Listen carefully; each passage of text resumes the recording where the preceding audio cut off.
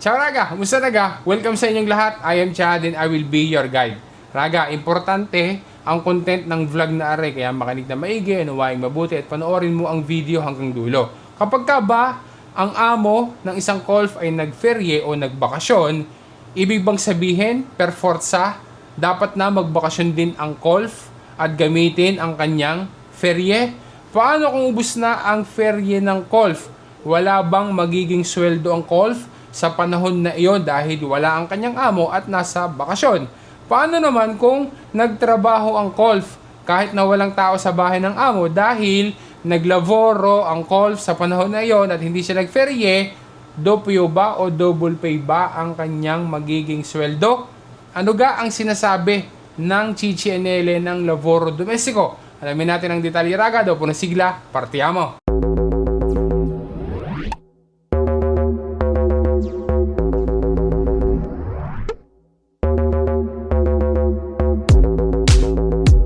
Sa pagdating ng estate dito sa Italia, panahon na ng ferye ng mga tao, lalo na sa buwan ng Agosto. Maraming mga amo kasama ang kanilang mga pamilya na nagpapartire para sa bakasyon nila. Sa ganyang senaryo, lumalabas ang tanong na ito. Ano ang mangyayari sa golf sa panahon na wala ang datore di lavoro o amo dahil nakaferye ang amo? Nakapaloob sa GCNL ng Lavoro Domestico at ito naman ay na-explain na natin sa mga nagdaan ng mga vlogs. Kada taon, ang mga golf ebadanti, yung mga nasa Lavoro Domestico, sila ay entitled sa 26 days na ferie, retribuite, o paid vacation leave. Kada buwan, around 2.16 days ang naiipong ferie ng golf. Sa 26 days na naipong ferie sa isang taon, ang dapat na magamit ng tuloy-tuloy ay at least 14 days sa taon kung kailan naipon ito para masigurado ang sapat na reposo ng worker. Pero kailangan maging malinaw na kapag ang datore o amo kasama ang pamilya niya ay magbabakasyon at walang maiiwan sa bahay nila, hindi automatic at hindi obligado na magbakasyon din ang golf at gamitin ng golf ang kanyang ferye sa parehas na panahon. Ayon sa CCNL ng Lavoro Domestico, ang ferye ay dapat na pinilano at napagkasunduan ng both parties, meaning ng amo at saka ng worker. At dapat din na isinasaalang-alang ang parehas na pangangailangan nilang dalawa. Kahit na ang mayroong huling say ay ang amo if ever na mayroong disakordo.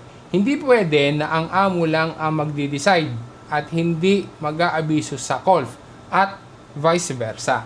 Kaya kung sakali na walang tao sa bahay ng amo dahil nasa ferye, kung sakali na iba ang schedule ng ferye ng golf, halimbawa, nagkasundo silang dalawa na December ang ferye ng golf, poy ang amo naman ay Agosto. O pure, wala nang ferye ang golf dahil nagamit na. Dahil example, Mayo umuwi at nagferye sa Pilipinas. Poy, ang ferye naman na schedule ng amo ay Agosto pa.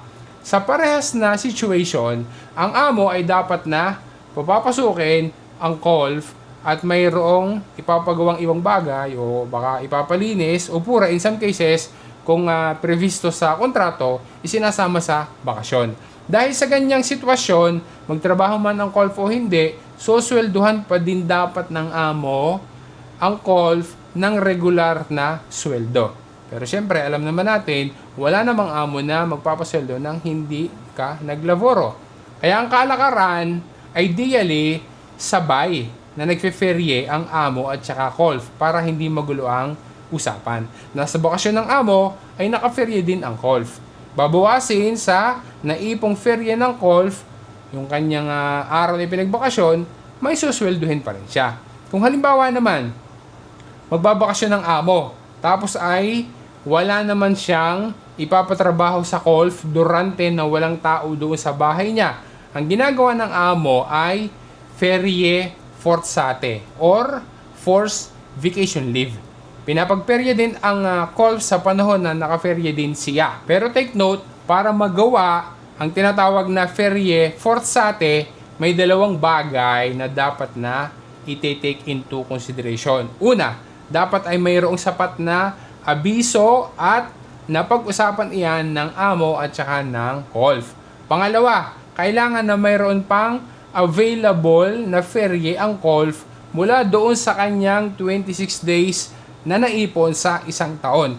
Kapag ka pinag-force leave ang isang KOLF na yung KOLF na iyon ay wala na siyang naipon na ferye, yan ay ikinukonsideran na labag sa batas. Kaya dapat na alam ng isang KOLF ang kanyang karapatan para aware siya kung tama pa ba o baka naman mali na yung ipinapatupad ng kanyang amo. Paano naman kung nagtrabaho ang KOLF kahit na walang tao sa bahay ng amo at mayroong ipinagawa o mayroong ipinalinis na ibang bagay? Dahil ba naglaboro ang KOLF na iyon sa panahon na iyon at hindi siya nakapag-ferye, dopyo o double pay ba ang magiging sweldo ng KOLF na iyon? Ang sagot raga ay hindi. Normale na retribuzione mensile o normale na sahod pa rin ang matatanggap ng KOLF na iyon. Kung nagtrabaho ang isang KOLF mentre na sa bakasyon ang kanyang amo dahil nagamit na yung kanyang ferye, normal na sahod lang ang matatanggap. Kung halimbawa naman na nagtrabaho ka mentre na sa bakasyon ng iyong amo pero hindi mo naman nagagamit pa ang iyong ferye, normal din na sahod ang matatanggap at hindi double pay. Pero ang number of days ng iyong ferye ay hindi mababawasan kasi nga naglaboro ka. Hindi kasi pwedeng bayaran sa susunod na sweldo ang ferye na hindi nagamit. Kaya hindi talaga double pay. Bakit? Ang ferye kasi na non-gudute o yung hindi nagamit na ferye ay hindi pwedeng bayadan habang ang raporto di lavoro ay in corso pa o hindi pa natatapos. Kagaya ng ating na-explain na sa isang previous vlog, ang ferye na non-gudute o hindi nagamit na ferye, yan ay naiipon. At saka lang babayaran ng amo kapag ka dumating ang panahon na aalis na sa laboro o kaya naman ay natapos na yung kontrata o pure inalis sa trabaho. Ibig sabihin, natapos na yung raporto di lavoro. Ang bayad para sa mga ferye na natira at hindi naman nagamit ng KOLF ay babayadan at yan ay kasama doon sa computation ng kanyang TFR o liquidazione. Ayun raga, sana ay naging malinaw sa iyo yung pinag-usapan natin at nakapagbigay ito sa iyo ng clarification, lalo na karamihan sa mga nandyan sa laboro domestiko ay ito lagi yung itinatanong at hindi malinaw. Kaya umaasa ako na ma-share mo rin ito sa iba para maging yung iba nating mga kababayan ay malinawan din ukol sa bagay na ito. Maraming salamat sa suporta mo. Maraming salamat sa patuloy na panonood mo sa aking mga videos. Once again, this is Chad, and always remember, Chad will guide. Grazie raga, alla prossima!